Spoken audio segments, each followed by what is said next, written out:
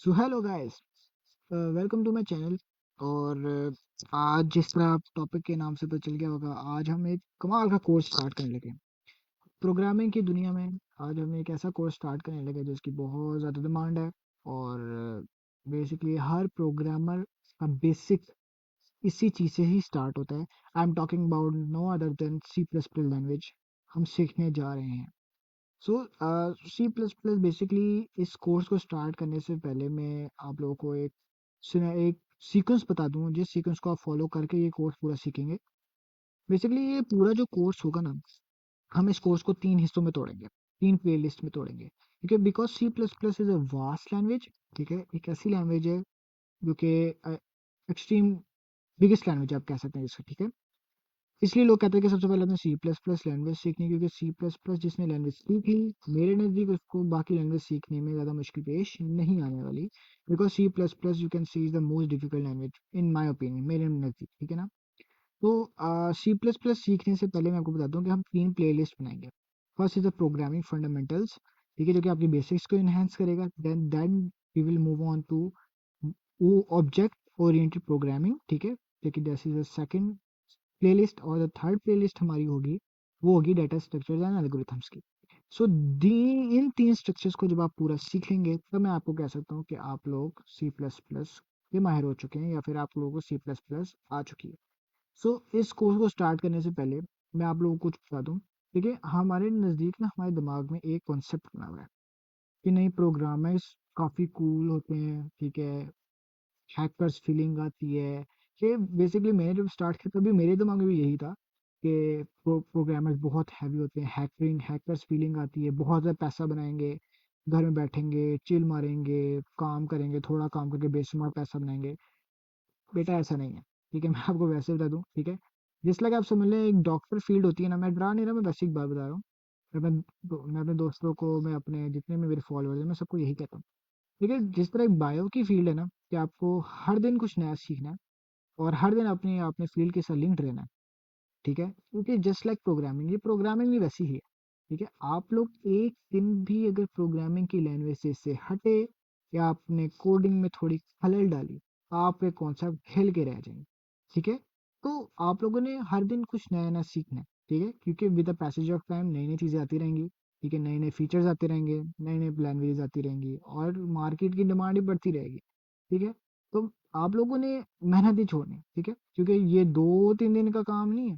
ठीक है, it requires lot of dedication. तो अपना माइंडसेट बनाएं। ठीक है, कि नहीं, मैंने दिन के 1-2 घंटे ज़रूर देने हैं। ठीक है, अगर आप 1-2 घंटे दे देते हैं, एक 1 to 2 आवर्स, ठीक है, क्योंकि मेरी वीडियो हाईएस्ट से हाईएस्ट भी 20 मिनट्स की होनी। ठीक है, बाकी जो आपने 1 घंटा 40 मिनट मेरे सेट ऑफ क्वेश्चन या प्रैक्टिस के मुताबिक आपने गुजार दिया, that will be more than enough. ठीक है, सो 1.5 से 2 घंटा दिन का दो प्रोग्रामिंग को। ठीक है, प्रोग्रामिंग की स्किल्स को एनहेंस करो, रिसर्च करो। जो मैं सेट ऑफ क्वेश्चन दूंगा, जो मैं प्रैक्टिस क्वेश्चन दूंगा, उनके बारे में रिसर्च करो, उनको सीखो और खुद करो। ठीक है, एआई यूज नहीं करना। ठीक है, एआई यूज नहीं करना। ऑब्वियसली मुझे पता है चैट जीपीटी आ चुका है, बट जिस स्टेज पे आप लोग हो ना, जिस स्टेज पे आप प्रोग्रामिंग स्टार्ट करने जा रहे हो, वहां पे एआई का नामो निशान बीच में आना ही नहीं चाहिए। ठीक है, जो सेट ऑफ क्वेश्चन दूंगा खुद करने हैं। ठीक है, चाहे उस पर 1 घंटा लगाओ, चाहे 1.5 घंटा लगाओ, लेकिन वो करने खुद हैं।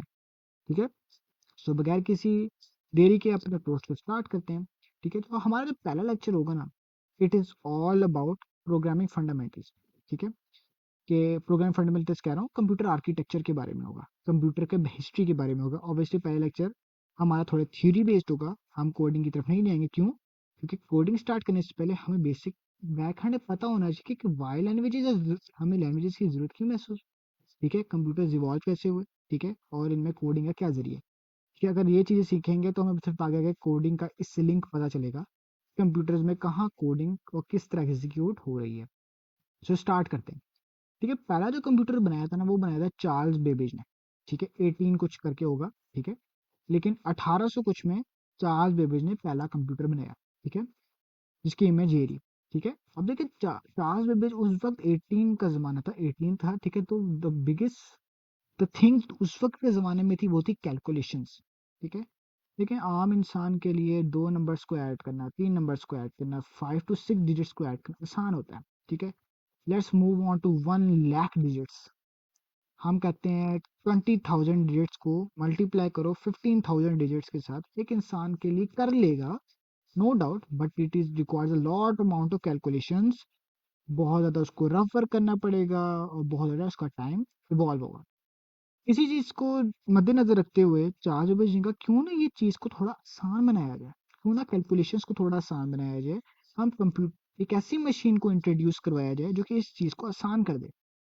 सो उसने पहला कंप्यूटर इंट्रोड्यूस कराया और पहले कंप्यूटर का वाहिद मकसद ही ये था कि वो कैलकुलेशंस को आसान बनाया जा सके, ठीक है? तो इससे क्या हुआ, लोगों में इंटरेस्ट पैदा हुआ।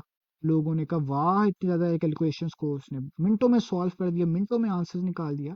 So with the passage of time हमारे पास डिजिटल कंप्यूटर्स है, इलेक्ट्रॉनिक कंप्यूटर्स है, मैकेनिकल कंप्यूटर्स है, बेशुमार चीज़ें कंप्यूटर में एवोल्यूशंस होती गई और आज हमारे पास पर्सनल कंप्यूटर्स की फॉर्म में मौजूद है, जिसमें लैपटॉप्स और डेस्कटॉप कंप्यूटर्स हमारे सामने हैं, ठीक है? तो this is all about the history and background, ठीक है? कि कंप्यूटर्स पहले ज़माने में ना कंप्यूटर्स का साइज़ भी बहुत बड़ा हुआ करता था, ठीक है? It requires a lot amount of space, बहुत सारी स्पेस रिक्वायर्ड होती थी, ठीक है? इसके अलावा साइज़ भी बहुत कम होता था। 1 किलोबाइट, 0.5 किलोबाइट, 2.5 किलोबाइट, 3 किलोबाइट, आज तो हमारे पास जीबी, टेराबाइट, गीगाबाइट्स तक पता चलेगी ना स्पेस। लेकिन पहले किलोबाइट्स में था डाटा, ठीक है? और किलोबाइट्स की डाटा में उस ज़माने में किलोबाइट्स भी बहुत होता था, ठीक है? क्योंकि आपने सिर्फ कैलकुलेशंस करनी होती थी, आपको कोई huge amount of data store नहीं करना होता था, ठीक है? आज तो टेराबाइट में आ चुकी है स्पेस, ठीक है? तो this is all about the history of computers, के कंप्यूटर इवॉल्व कैसे हुए, कंप्यूटर्स का क्या लेना देना था, ठीक है? अच्छा, अब हम जरा कंप्यूटर के इंटरनल चीज में चलते हैं कि कंप्यूटर के अंदर होता क्या है, ठीक है? देखिए, कंप्यूटर में ना 4 चीजें होती हैं, ठीक है? 4 चीजें हम मेन कहते हैं या 5 कह लें, 5 चीजें मेन होती हैं, ठीक है? एक होती है रैम रोम, ठीक है? दूसरी चीज होती है हमारे पास रजिस्टर्स। तीसरी होती है हमारे पास कंट्रोल यूनिट। चौथा होता है अरिथमेटिकल लॉजिकल यूनिट, ये यूनिट्स के अंदर ही आते हैं, ठीक है? लेकिन मेन मेन मैं आपको बता रहा हूँ। पांचवें होते हैं बसेस। ये जो 5 चीजें होती है ना, ये आप कह लो जितने भी आपके प्रोसेसेस होते हैं आपके कंप्यूटर के अंदर, वो सारे इसके इर्द गिर्द घूम रहे होते हैं, इर्द गिर्द, ठीक है? जितनी भी चीजें होती है ना, सबके इर्द गिर्द घूम रही होती हैं। अच्छा, एक और बात, देखिए पहले जब डाटा हमारे पास जब डाटा आता था, वो होता कि कंप्यूटर में ना हम उसको स्टोर किस तरह करें, ठीक है? स्टोर कराने के लिए हमारे पास हार्ड ड्राइव आई, ठीक है? और हार्ड ड्राइव भी उस जमाने में, हार्ड ड्राइव नहीं कह सकते, अलग अलग किस्म की ड्राइव्स आई, ठीक है ना? स्टोरेज डिवाइस, जैसे फ्लॉपी ड्राइव पहले आया करती थी, काफी huge amount of data store करने के लिए बड़ी बड़ी डाटा स्टोरेज आया करते थे, ठीक है? सो लोगों में ये चीज पैदा हुई, यार हमें कोई एक ऐसी सोर्स डेवलप करना चाहिए, एक ऐसी सिस्टम डेवलप करना चाहिए जो कि डाटा को स्टोर कर सके और हमारे पास स्पेस भी कम यूज हो, ठीक है? सो इसके लिए हमारे पास एक सिस्टम डेवलप हो जिसे हम कहते हैं बाइनरी सिस्टम। बाइनरी सिस्टम में 2 डिजिट्स होते हैं, 0 एंड 1, ठीक है? क्यों इसको यूज की गई, इस लैंग्वेज को ही क्यों यूज किया गया, इसी नंबर सिस्टम को क्यों यूज किया गया? इसलिए यूज किया गया क्योंकि 0 एंड 1 है, पहली बात, ठीक है? 0 का मतलब होता है डिसेबल्ड, 1 का मतलब होता है इनेबल्ड, ठीक है? आज फॉर एग्जांपल आपके पास कंप्यूटर है, आप अपने सामने ना जरा प्रोग्राम्स खोलना शुरू करें, क्रोम खोल लिया, स्पॉटिफाई एक साथ खोल लिया, इसके अलावा आपने फाइल एक्सप्लोरर खोल लिया, 3 चीजें एक साथ खोल लिया आपने, ठीक है? अब ये 3 चीजें जो खोली है ना, इनको सिंपली क्या करेगा, वो जाके 1 1 1 कर देगा कि 3 चीजें इनेबल्ड हो चुकी हैं, इसलिए बाकी चीजों को 0 रखा हुआ है, डिसेबल्ड किया हुआ है, 0 0 0, बाकी सबको 0 किया हुआ है। सो ये simply the most easiest phenomena था टू डू स्टोर डाटा। आज आपके मोबाइल फोन में या इवन के आप अपने कंप्यूटर में जो भी चीज़ डाउनलोड करते हैं, इवन आप गेम्स डाउनलोड करते हैं या आप कोई वीडियो डाउनलोड कर लेते हैं, वो सब वीडियोस या गेम उठ के 0 एंड 1 की फॉर्म में जाके ही डाटा आपके कंप्यूटर के अंदर जाके स्टोर होता है। तो समझ लीजिए कि जीरो आपका अंदर जितनी भी नीचे डाटा स्टोर हो रहा है ना, वो सारा 0 1 की फॉर्म में हो रहा है, ठीक है? फॉर एग्जाम्पल मैंने आपको स्क्रीन पर दिखाया है, एक नंबर है 15, ठीक है? 15 की जरा 0 एंड 1 की फॉर्म में ये वैल्यूएशन चेक करें। सो ये 0 1 की फॉर्म में 15 दिखा दिया गया और यही नंबर सिस्टम जो 0 1 की फॉर्म में आपको इतना बड़ी नंबर सीक्वेंस दिखाई दे रही है, ये ही जाके कंप्यूटर में स्टोर होता है। और इसी तरह हमने अगर इसको रीड करना होगा तो यही छोटा सा कोड को उठाएंगे और कंप्यूटर को पता चलेगा हाँ इसका मतलब 15 है, और 15 को शो करवा देगा। So that's why this binary language is used. ठीक हो गया। अब हम आगे करते हैं बात। देखिए, अब हम जितने भी हमारे कंप्यूटर में ऑपरेशन परफॉर्म हो रहे हैं, मैंने कहा वो 5 चीज़ों पे बेस्ड करते हैं। Arithmetical logical unit, control unit, registers, buses और रैम एंड रोम। ठीक है। हम पहले बात करते हैं रैम की। RAM means random access memory. ठीक है। समझे, फॉर एग्जाम्पल मैं आपको एक बात बताता हूँ। आपने कोई फाइल एक्सप्लोरर खोल लिया, स्पॉटिफाई खोल लिया, ठीक है, और आपका अचानक से लाइट चली गई, कंप्यूटर बंद। ठीक है। सबसे कंप्यूटर दोबारा ऑन करेंगे, ठीक है, और जब आप देखेंगे तो आप शॉक में आएंगे। शॉक में क्या आएंगे कि यार मैंने जो चीज़ें खोल रखी थी वो चीज़ तो गायब हो चुकी हैं, वो चीज़ें दोबारा तो खुली हुई मुझे नहीं मिली। ठीक है। और जब आपको गेम खेलने लाइट चली गई, दोबारा खोलेंगे गेम नहीं खुलेगी। ठीक है। क्यों? बिकॉज वो शॉर्ट टाइम के लिए था। ठीक है। तो रैम भी एक टेम्परेरी स्टोरेज डिवाइस है, नॉट अ परमानेंट। ठीक है। टेम्परेरी स्टोरेज डिवाइस है जो कि अपनी मेमोरी को लॉस कर रहा है जब भी शॉर्ट सर्किट होता है, या फिर आपकी मेमोरी, आपका कंप्यूटर शट डाउन होता है, या फिर आप कनेक्शन को लॉस करते हैं। ठीक है। तो रैम का ये काम है। रोम उल्टा है।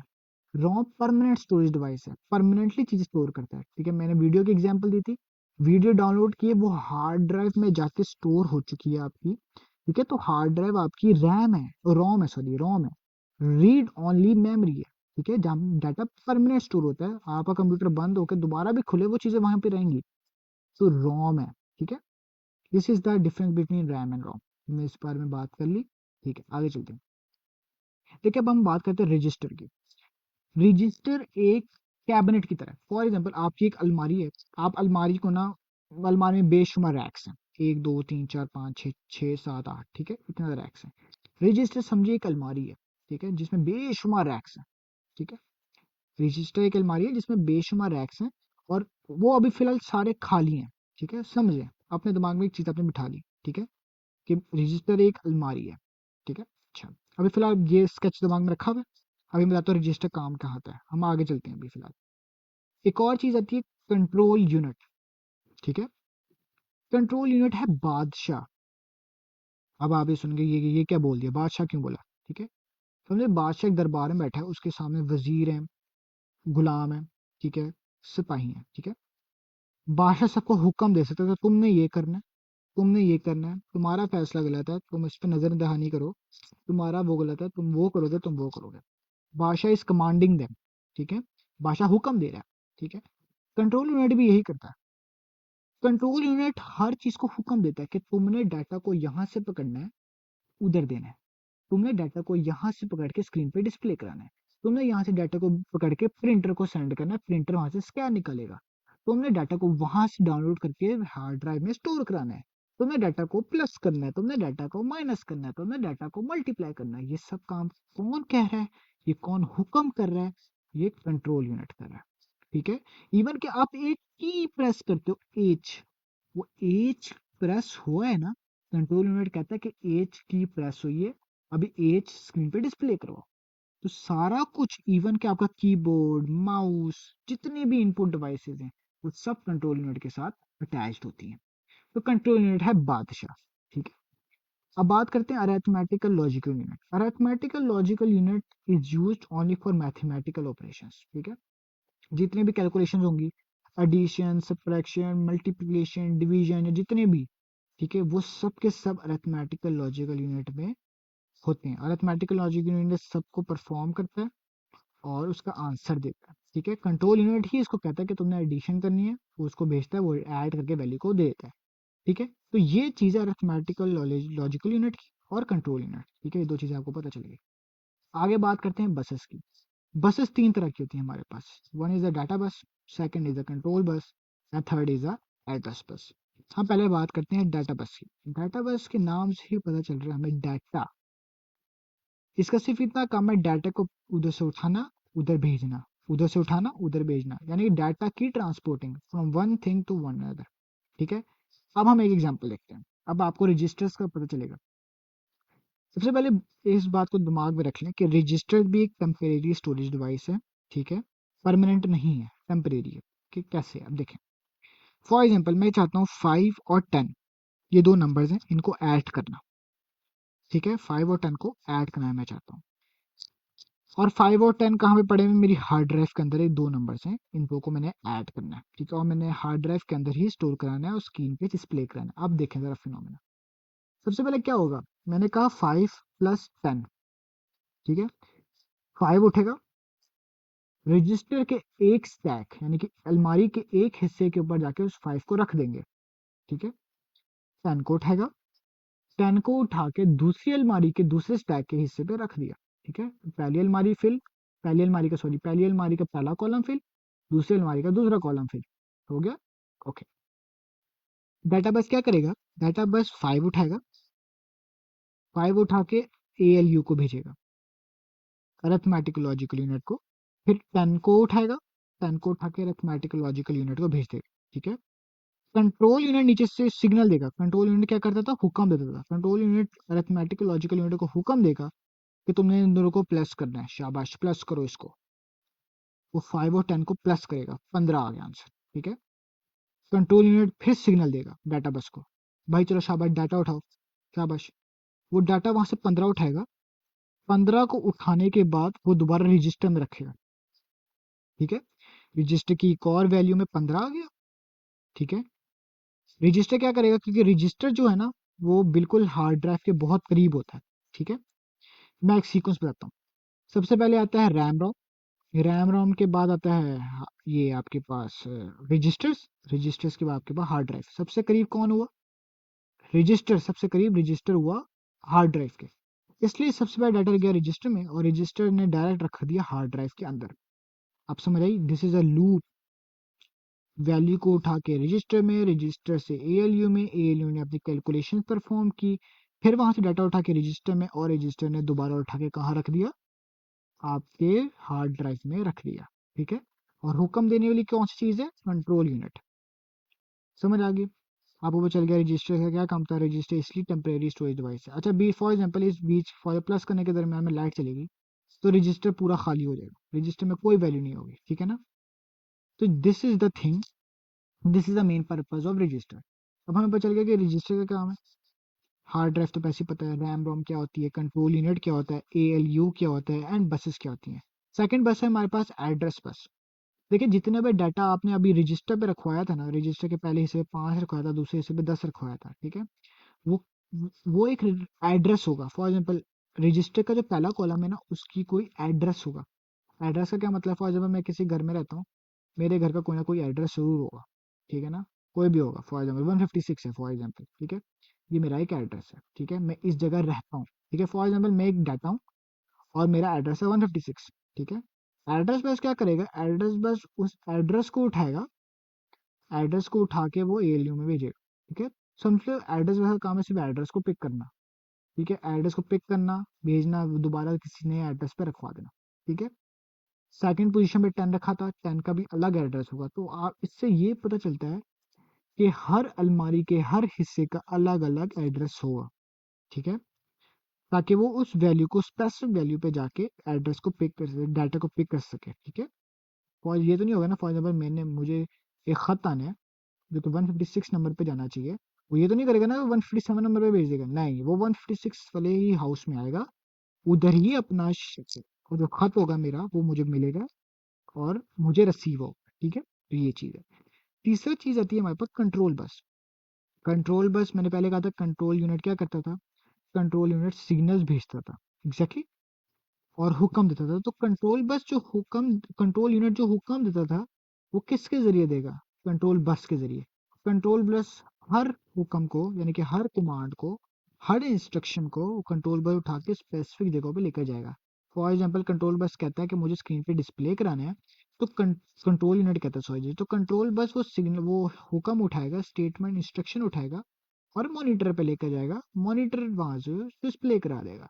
सो कंट्रोल बस का क्या काम है? सिर्फ आपके जो कंट्रोल यूनिट के इंस्ट्रक्शंस को है वो पूरे कंप्यूटर में स्प्रेड करना, पूरे कंप्यूटर के हर जगह पे जहाँ पे यूज हो रहा है वहां पे उस इंस्ट्रक्शन को भेजना। सो कंट्रोल बस का ये काम था। ये 3 बसेस थे, तो हमने सारों को सीख लिया। हमने सीखा कि कंट्रोल बसेस क्या है, एड्रेस बस क्या है, डाटा बस क्या है, ALU क्या है, कंट्रोल यूनिट क्या है, रजिस्टर्स क्या है, रैम एंड रोम क्या है, सो ये हमारा पूरा कंप्यूटर आर्किटेक्चर था, ठीक है। सो ये this is all about lecture number 1, ठीक है। हमारा टोटली अबाउट 21 या 22 मिनट्स का लेक्चर हुआ है, ठीक है। आपने पूरा लेक्चर सुनना है, ठीक है। इसके एक एक कॉन्सेप्ट्स को अपने दिमाग में बिठाना है, और अगर किसी चीज़ में कोई भी कंफ्यूजन आ रही है तो आप कमेंट सेक्शन में ज़रूर मुझे कमेंट करके पूछ सकते हैं, ठीक है। मैं 24 आवर्स अवेलेबल हूँ, हर मैसेज का मैं जवाब दूंगा इंशाल्लाह, ठीक है। Which will be the relevant, ठीक है, relevant to the course, relevant to the subject. So thank you so much. और जाने से पहले मैं एक गाइडेंस ज़रूर करता जाऊंगा कि इस सब्जेक्ट को, इस कोर्स को हल्का ना लीजिएगा। आप सब ये लोग कर सकते हैं, ठीक है। आप सब लोग कर सकते हैं, ठीक है। और इवेंचुअली मैं आपसे ये कहूँगा कि अगर आप एक एक चीज़ को आसानी से और रोज रोज 2 घंटे भी प्रैक्टिस करते हैं ना, इस चीज़ की एक प्रैक्टिस करते हैं, यानी कि एक एक कॉन्सेप्ट की प्रैक्टिस करते हैं, लर्न करते हैं, तो मैं आपसे कहूँगा कि आप अपने आप को बहुत अच्छा प्रोग्रामर बना सकते हैं, ठीक है। सो इसको बड़े अच्छे तरीके से एक एक कॉन्सेप्ट को एनहांस करना है। तो इंशाल्लाह अगले लेक्चर पे हम अपना कोडिंग का सेक्शन शुरू करते हैं।